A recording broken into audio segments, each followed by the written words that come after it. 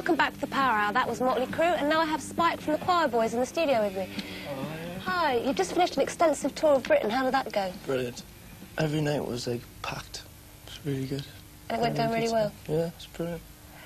I mean, do you think you've got more fans up north than you do down south? Yeah, it's split right around the country, you know, everywhere. Do you enjoy playing live more than being in the studio? Definitely. It's great. For the first time we played up in Scotland and stuff, it was like, that was packed as well, which I've never really done before, you know. And what was it like playing your hometown? Brilliant.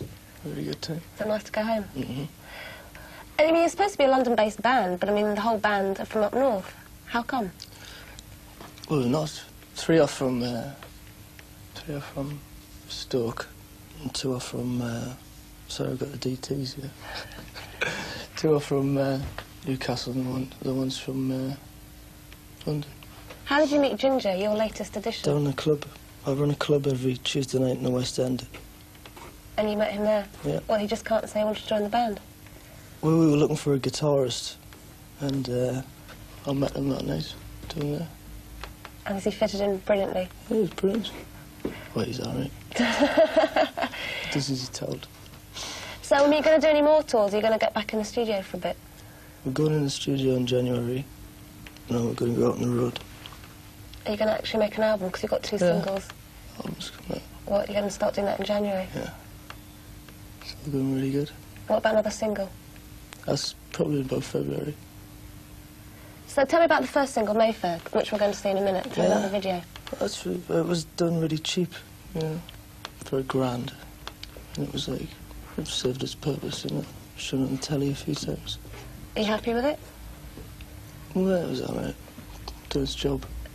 Good transvestiting. Well, let's now look at Mayfair, the first video by Quireboys.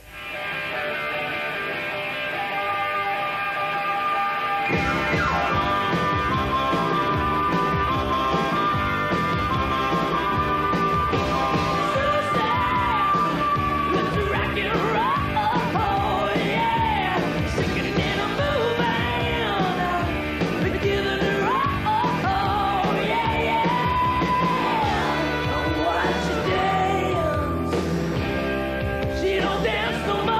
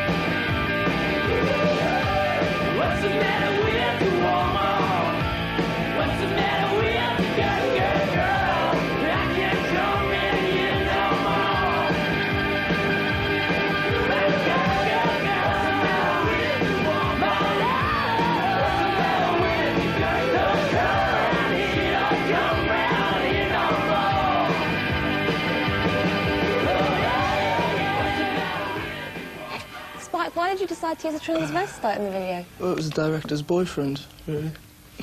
Really? Oh. So that's how she came into it? Yeah. You didn't think it was of a you... woman, really. I'm just joking. I see. She's not a very attractive woman, though, is she? It's funny how the Americans are ringing up record companies saying, where'd you get that woman from? And they were saying, well, you know, probably just have, like, the down-to-earth woman in the video instead of all these gorgeous-looking women. Plus, she was the only one we could find with an equity card. So you're a bit restricted. Yeah. Talking about America, though, is it important for the band to go over to the States, do you think? Definitely. We're going in about 10 days, for about 4 days, just to, you know, meet a few people. So it's important for you to break it over there? Oh, yeah. If you didn't break it in America, you may as well not do it. Do you get a bit sick of the fact that there's so many American bands over here, and whereas the English bands don't seem to get very far over in the States? Well, the thing is that many good English bands that have come out, really. You know, there's a good underground thing. But it's, you know, men in England are terrible. They just can't pick a band, you know. They really can't. So there's a lot of bands out there, but they just aren't getting the recognition? No. Who do you listen to? I love the Stones, you know. Stones and Faces. So the last album you bought was the new Keith Richards one, I assume? Yeah, I didn't buy it. I met him, actually, the other week. What was he like? He told us to start off. Your hero, great. Yeah, I didn't mind it, you know. It's all right. Now tell me about There She Goes Again. How'd that come about? What, the single? Yeah. Well, we wrote that 7 days before we recorded it. Brand new. So it was, like, fresh, so we thought we'd stick that out. And what about the video? The video was done really cheap, but it got a lot of favours on it. It turned out really good. I really like this one. Do you like it better than the Mayfair video? Oh, yeah, definitely. So it looks more professional. It looks more professional? Yeah. Well, let's have a look at it.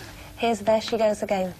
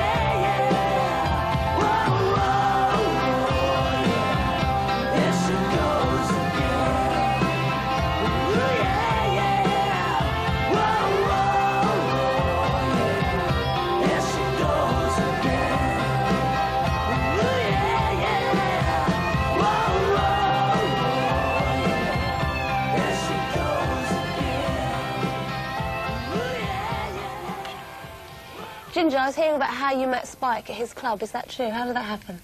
You said you weren't going to mention that. Go on, tell me how it happened. I was in a band, no names mentioned, and they were all teetotalers. None of them used to drink. So one night I was dying for a drink. I was getting the DTs and everything, crawling up the wall. So I said, "You've got to take me out. You've got to take me out anyway, you know." So they took me to a club called Gossips, which is where I met Spike, and I left them the day after to join them. It was like ironic, the only day they ever took me out for a drink. Now this band whose name we're not allowed to mention, I mean the music was very different. How did you make the swap over to this? I was never into them anyway. The Quireboys were like the sort of music I loved anyway. So it was like it's fate. I don't believe in fate, but if there's such a thing, then that was it. And you've got Phil. No, it's Nigel. He's related to Phil Mogg, isn't he? That's his sister. His sister. His cousin. His uncle. Isn't it his uncle? Granddad. Granddad. So do you think that's been a help to the band? I mean, contact and things like that? Initially, yeah. He did a lot for them before I joined. Where's the camera? He did a lot for them before I joined, and then when I joined, it was when he was sort of getting withdrawal symptoms from not playing in the band. I mean, when we used to rehearse, he used to always be, as soon as Spike went to the toilet or anything, he would be right up there on the microphone and everything. You could tell he wanted to be in a band. He didn't want to be in the position of managing. So when I joined the band was roughly when he sort of left. So you enjoyed it so far? I hate it. I just can't get in another band. You've been trying really hard, and then we'll take you on. No, it is on. So what are the plans for the band in the next few months? Well, the album is like of paramount importance, so we've got to do that. We've got to capitalise on the buzz in America. You know, because it's like for like a band with 2 singles, the buzz that's going on in America is phenomenal. So we've got to get the band to do an album, and then that'll hopefully be out in about spring. And then you go to the States? Yeah, hopefully, yeah. Were you surprised that There She Goes Again didn't actually do better than it did? Because I would have thought it would have gone more into the national charts. I'm not supposed to... There was a reason why I didn't, and I don't think I can go into it. Why? I can't say it. OK. OK. But no, it was the fault of a certain record company, not putting enough backing behind it. They withheld the strike force for a couple of weeks, and in that time all the initial copies were sold out, and the single got a placing in the charts. So in a couple of weeks after they withheld the strike force, it went down. So they sort of Donald ducked up. Really. That's a real shame. It is a shame, because it could all be pop stars. So you're going to hope this doesn't happen with the next single?